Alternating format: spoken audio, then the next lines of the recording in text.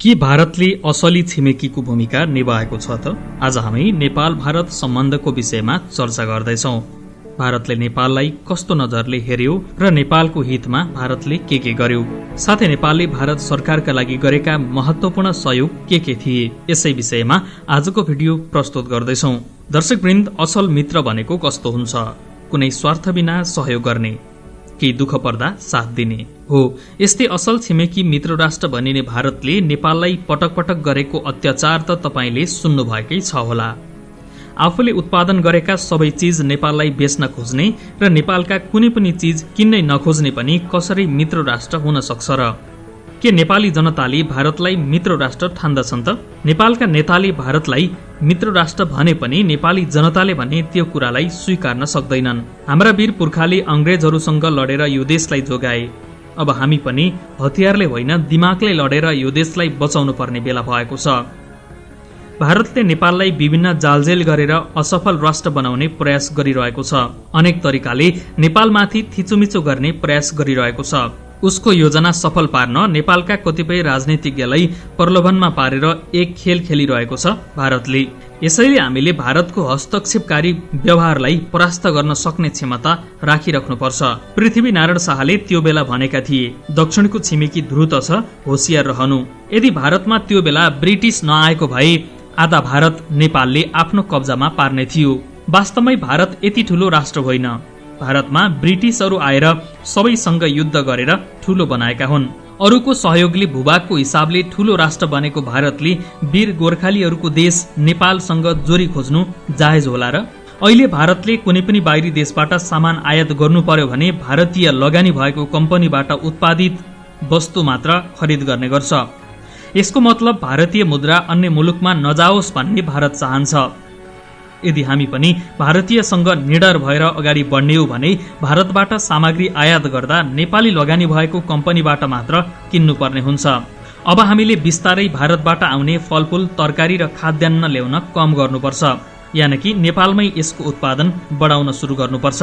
हाम्रो पनि माटो मलिलो छ, काम गर्ने प्रशस्त जनशक्ति छ, तर छैन त हाम्रो मानसिकता। हामी हाम्रै माटोमा फलेको तरकारी महँगो ठानेर स्वास्थ्यको ख्याल नगरी अत्याधिक विष प्रयोग गरेका तरकारी सस्तो मूल्यमा पाएर खरिद गर्छौं। पहिला त हाम्रो देशको उत्पादनलाई सम्मान गर्न सिकौं। देशमै किनबेच गर्यौं भने पनि स्वदेशी मुद्रा विदेशी नपाउँदैन, अनि मात्र देश र जनता सम्पन्न हुन सक्छन्। र सकेसम्म भारततर्फको सिमानामा पर्खालले बार्नुपर्छ अनि भारतीय आप्रवासीलाई रोक्नुपर्छ। 50 करोड गरीब र बेरोजगार भएको देशसँग खुल्ला सिमाना राखिदियौं भने कहिल्यै देश सुरक्षित र सम्पन्न बन्नै सक्दैन। अब हेरौं के छ त नेपालको आधा भूभाग गुमाउने सुगौली सन्धिमा। सुगौली सन्धिको बेलाबखत नेपालमा चर्को विरोध हुने गर्दछ। यस सन्धि नेपाल र तत्कालीन इस्ट इन्डिया कम्पनी बीच युद्धपछि भएको हो। यस सन्धिपछि नेपालको भूभाग मेची र काली नदीको बीचमा खुम्चाइएको थियो। यसैले सुगौली सन्धिको बेलाबखत चर्को विरोध हुने गर्छ। नेपाल र ब्रिटिस इस्ट इन्डिया कम्पनी बीच 1895 डिसेम्बर 2 मा सुगौली सन्धि प्रस्ताव गरिएको थियो र 1816 मार्च 4 मा अनुमोदित भएको थियो। सन्धिमा नेपालले लडाईँमा जितेको भूमि छाड्नुपर्ने, ब्रिटिस प्रतिनिधि काठमाडौँमा राखिने, गोर्खालाई ब्रिटिस सेनामा भर्ती गरिने र नेपालले अमेरिकी अथवा युरोपेली कर्मचारीलाई राख्ने अधिकारबाट पनि वञ्चित गरेको थियो। सुगौली सन्धिपछि नेपालमा रहेको पूर्वको दार्जिलिङ, सिक्किम घुमेको थियो। यस्तै पश्चिमको काली नदीको पश्चिमी भाग कुमाऊं र गढवाल, सतलज नदीको पश्चिम तर्फका केही क्षेत्रहरू काङ्गडा र अहिलेको हिमाञ्चल प्रदेश र तराई क्षेत्रमा पर्ने भूभागहरू गुमेको थियो।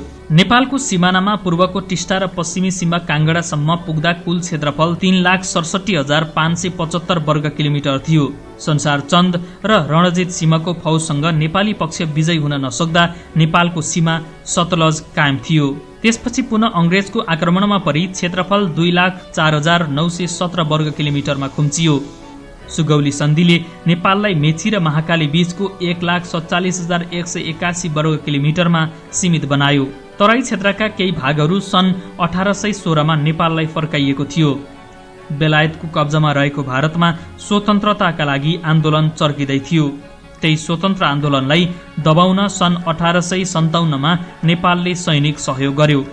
उक्त सहयोगप्रति कृतज्ञता प्रकट गर्दै इस्ट इन्डिया कम्पनीले बाँकी, बर्दिया, कैलाली र कञ्चनपुर सन् 1865 नेपाललाई उपहार स्वरूप प्रदान गर्यो, जसलाई नयाँ मुलुक भनिन्छ। यस्तो छ सुगौली सन्धि।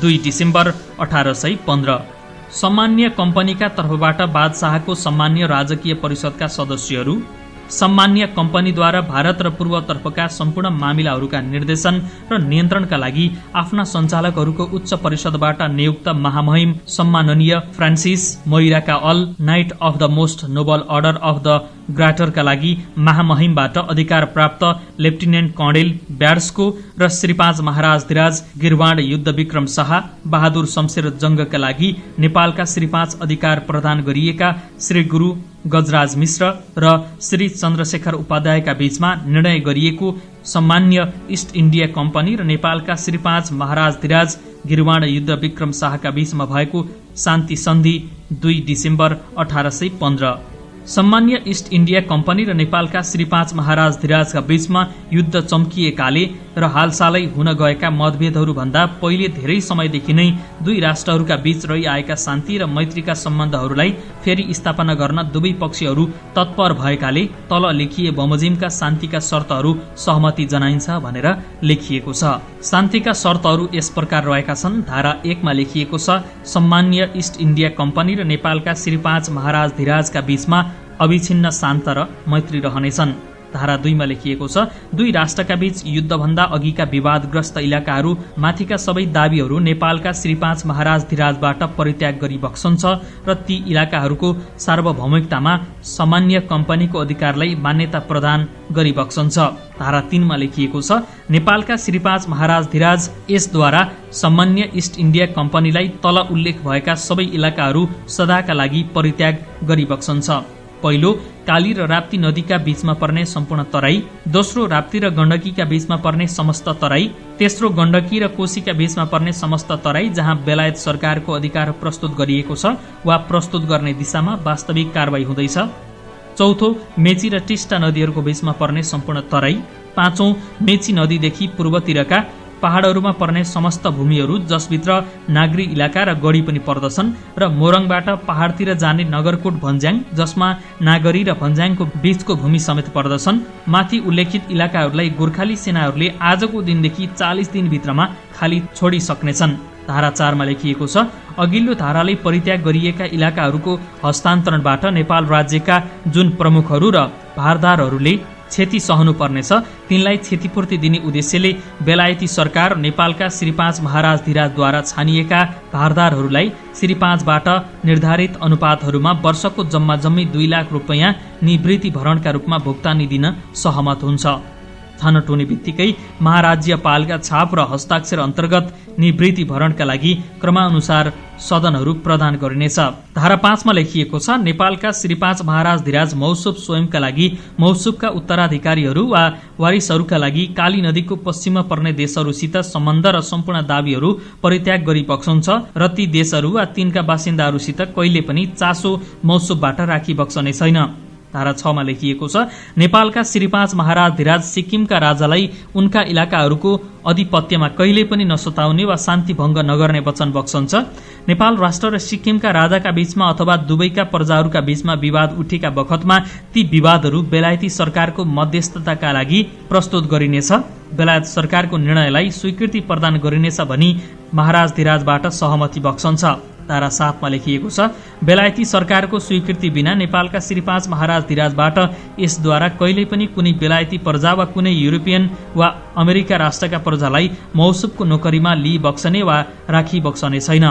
धारा 8 मा लेखिएको छ, यसद्वारा दुई राष्ट्रबीचमा स्थापित मैत्री र शान्तिका सम्बन्धहरू सुरक्षित गर्न वा बढाउन रहेकाबाट अधिकार सम्पन्न मन्त्रीहरू एक अर्काका दरबारमा निवास गर्नेछन् भनी स्वीकार गरियो।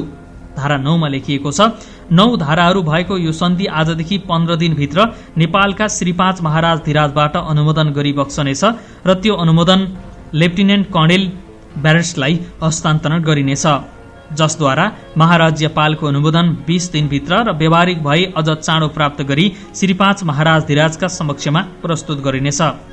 सुगौलीमा 2 डिसेम्बर 1815 का दिन गरिएको प्यारिस ब्याड्स लेफ्टिनेन्ट कर्णेल NPA सुगौली सन्धि अनुमोदित भनेर लेखिएको छ। यसमा नेपालका श्री 5 महाराज धिराजका तर्फबाट प्रतिनिधि चन्द्रशेखर उपाध्यायद्वारा यो सन्धि मकवानपुर उपत्यकामा 4 मार्च 1816 को दिउँसो 2:30 जाँदा प्राप्त भयो र बेलायती सरकारको तर्फबाट प्रतिलिपि सन्धि निजलाई सुम्पुवा गरियो। डिडी अक्टरलोनी प्रतिनिधि महाराज्यपाल यस्तो भनेर सुगौली सन्धि लेखिएको थियो। यस्तै सुगौली सन्धिमा गुमाएका नेपाली भूभागहरूको नेपालीले माया मारिसके पछाडि पनि नेपाली भूमिमाथि पटक पटक भारतले अतिक्रमण गर्ने र आँखा लगाउने काम गरि नै राखेको छ। नेपाल माथिको अत्याचार भारतले कायमै राखेको छ।